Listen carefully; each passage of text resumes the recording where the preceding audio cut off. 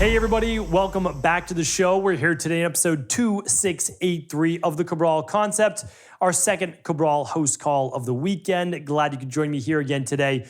Hopefully, you're going to get some value out of listening to other people's questions because remember, sometimes we learn the most from what other people ask and then we understand how we can apply it in our life or maybe a family member's life, a client's life, if you're a health coach, or many others. And sometimes these things may happen, unfortunately, in the future, and we're going to be much more aware of how to draw back upon that knowledge and then be able to apply it in your certain situation. So every single weekend, we answer about a dozen of our community's questions. These questions come in from all around the world, and always excited to see what they are. Just opening up the document now, and it looks like we left off on, let's see, Louis.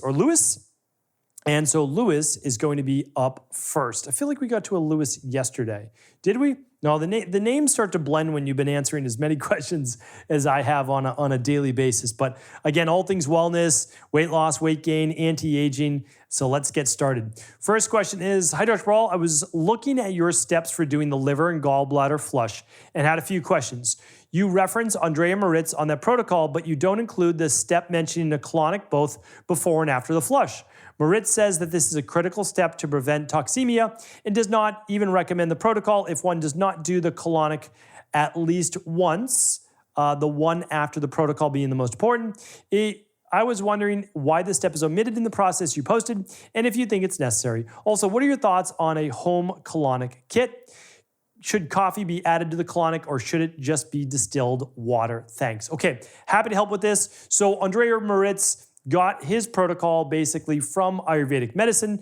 Ayurvedic medicine has obviously been doing Basti-based enemas or flushes for thousands of years. So for those of you who don't know what I'm talking about, you can easily look it up. It's just on my website at stephencabral.com/podcast. You can type in amazing liver and gallbladder flush, that's fine, or cleanse, and it'll come up. So this is different than the functional medicine liver detox. This is actually using something called malic acid, or some people use apples. But then what really happens during the last 24 hours, you're using Epsom salt combined with grapefruit, combined with olive oil, and you're essentially flushing the bile out of the liver. So the thing is, though, that you're drinking this upon going to bed on whatever night it is, and then waking up the next morning and having a lot of bowel movements in order to continue to flush a lot of this bile out. It's refuted by some, but certainly felt with amazing anecdotal evidence by many, many others. What I would share with you is that there is absolutely no need for a colonic or enema after you go through this process. You can. There's nothing wrong with that, but you are having loose stool for an hour, 2 hours, potentially 3 hours. So basically, when you wake up at, let's say, 7 in the morning and you take that next drink, you're going to be home until about noon, like for most people. So this isn't something where you are not, but I will say, if you have not had multiple bowel movements and had a complete emptying, then yes, you should do a colonic at home, or I should say an enema at home. You can absolutely go to have a colonic that next day. You could have it scheduled. There's nothing wrong with that. There's nothing wrong to do that. But you are going to take care of this all in one process, and you'll be having multiple bowel movements that next morning, as you should, to eliminate all of this. So do I believe in coffee enemas? Yes. I talk about them in my book, The Rain Barrel Effect, and I have plenty of podcasts on coffee enemas as well. You can find those at stephencabral.com/podcast. You can just type in coffee enema. Distilled water is fine, but a coffee enema is actually going to help you produce more of the glutathione, S-transferase, or glutathione, basically the powerful antioxidant and sulfur-based amino acid needed for detoxification. And it's going to dilate those bile ducts, helping to remove more toxicity from the liver. So yeah, lots of podcasts on that. And then of course, I would definitely check out the Rain Barrel Effect, because again, I'm not saying everybody should do the liver and bile flush, but I like to make people aware of it. Okay. All right. Kim is up next. Could you do an Ask Cabral on Huperzine A? Tim Ferriss is talking a lot about it for REM sleep, etc. I would like to know your thoughts on the pros and cons and dosing. Cheers. Okay, yeah, absolutely happy to talk about it. Typically used in traditional Chinese medicine. It comes from moss, I think typically like a club moss, and it is high in nutrients that have been associated with cognition, with memory, with learning, and so yes, it could improve REM sleep. I do not use products like this.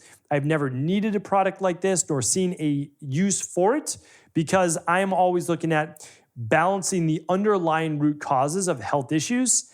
And so this would never be an ongoing product I would use. This is more of a recreational-based product that some people might be using in the biohacking realm to improve things like acetylcholine and other issues with the brain. Now, again, it doesn't mean that I'm against it, but a healthy body is already balanced. So now you're trying to produce something that a healthy body shouldn't need more of. Again, in the short term, I'm not against it, just like I'm not against lion's mane and I'm not against, a lot of other great products. But do you really need to be doing these things to push neurotransmitters in your body if your body's already healthy? And if you do need these things, why aren't you producing enough of them? So I'm a peel back the onion kind of practitioner, find out the underlying root causes to why you're not producing those in the first place, rather than just supplementing with an herb in order to get more of that while neglecting what the true underlying root cause may be. So hopefully that's helpful. Again, nothing against Tim. I think his work is great. I have no issues with that. It's just a different philosophy of how I practice. I'm more foundational based rather than going specifically into, again, I'll use the herbs, but never long term. It would be more, I need to overcome something in the short term while working on the long-term fix. Tim asks, hi, Dr. Cabral, are you familiar with cranial facial release? I've always felt complete stuffiness and imbalances in my head and feel like I'm always clogged up. I also suffer from hemiplegic migraines. I recently heard of this cranial facial release and wanted to get your thoughts and insight. Thank you. Yeah, Tim, I would absolutely look at underlying fungal-based overgrowth or mold toxicity as a stealth pathogen. I have a podcast on stealth pathogens. I've got a lot on when those sinuses are congested, you're going to feel a lot of pressure. It may also then lead to issues with histamines, and histamines could also lead to then issues with migraines. Please go deeper on this topic. If you need us to help you find podcasts on all of those topics, we're happy to. Just ask at cabralsupportgroup.com. Okay, now about cranial facial release. Yeah, I think there can be absolutely benefits from that. So their cranial facial release is just kind of an overarching name. There's something called buccal, B-U-C-C-A-L, facial massage, where they're actually reaching in under the gum or under the lip-based area and massaging all around the muscles. And it's incredible for a lot of people. A lot of people get a great release from that, TMJ, overall tension in the face and jaw. I don't see a lot of downside as long as you're working with a qualified is the key, practitioner. All right, Eugenia is up next. Hi, Dr. Cabral. I love your podcast. Thank you for sharing your knowledge with all of us. Thank you, Eugenia. My question is regarding my 10-year-old son who keeps getting styes and chalazions in his eyes. They're usually big and noticeable, and they take a long time to heal and finally go away. But then another one appears. We treat them with warm compresses, but I'm wondering if he could have any deficiencies or vitamins, minerals, or what the reason they appear in the first place. Could it just be stress from school? Thank you. Okay, yeah, happy to help. So not everybody obviously has this manifestation, but yes, it could be stress from school. Oftentimes it's a blockage in the particular oil or glands or ducts themselves. And for that, I like to look at, what does the nutrition look like? Is it higher in omega-6s? Is it higher in inflammatory omega-3s? Is he dealing with herpes-based issues? Because even at 10 years old, you could have herpes-based viruses. That's not uncommon by any stretch of the imagination. Would a product like L-lysine be helpful, or echinacea, or vitamin C, or apple cider vinegar, or would any of these things be beneficial? That's what I look at. And then, I'm looking at underlying gut-based issues, always in general in terms of overall health. So a good test for a 10-year-old would be called the starter kit. And then if you wanted to add on to that inflammatory test, you absolutely could. Those are available at stephencabral.com/labs. The starter kit involves the heavy metals and the minerals and stress, and the Candida metabolic and vitamins is a part of that, and that looks at vitamin levels. It looks at fungal-based markers on the first page. It looks at a lot of stress markers too, so it's a really great lab. All right, hopefully that's helpful. And the inflammation test would look at the omega-6s to omega-3s. And food sensitivities is a great one to look at as well. So if you'd like to run that, you could run them all at the same time. All right, Anonymous is up next. Hi, Dr. Ball. Thanks for sharing your knowledge. I've had a similar health journey to you and struggled since I was a kid. Strep and pneumonia and endless sinus infections, and was prescribed too many antibiotics. I've been on a healing path for a few years, and with the help from your team, I've seen great changes. Happy to hear that, Anonymous.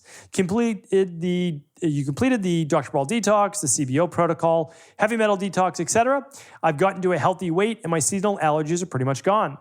The one thing that hasn't changed is my tonsils are still very enlarged, but not painful. I've listened and implemented your suggestions from your other podcasts, and know you helped your daughter with this too. I'm in my 30s now, and my question is, will I ever be able to shrink them?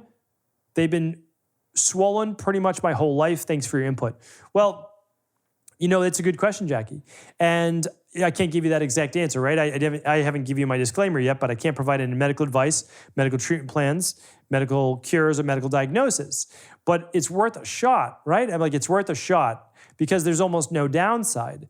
And so unless you're sensitive to any of the herbs or vitamins, minerals, etc. So please go check out at stephencabral.com/children-protocol. And that will be my tonsil protocol.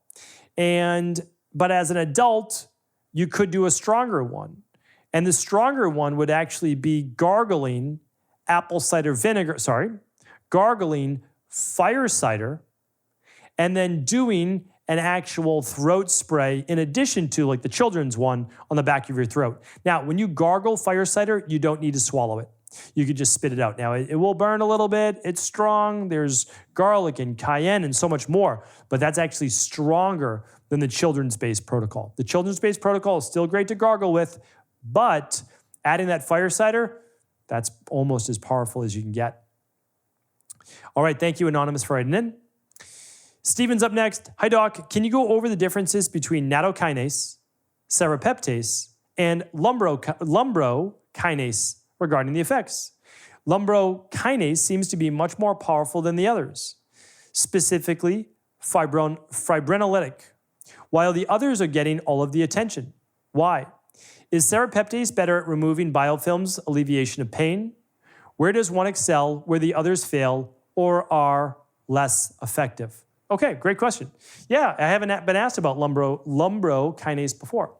Well, let's go through the others. Serrapeptase is part of our proteolytic enzyme formula along with nattokinase. Serrapeptase is best for solid,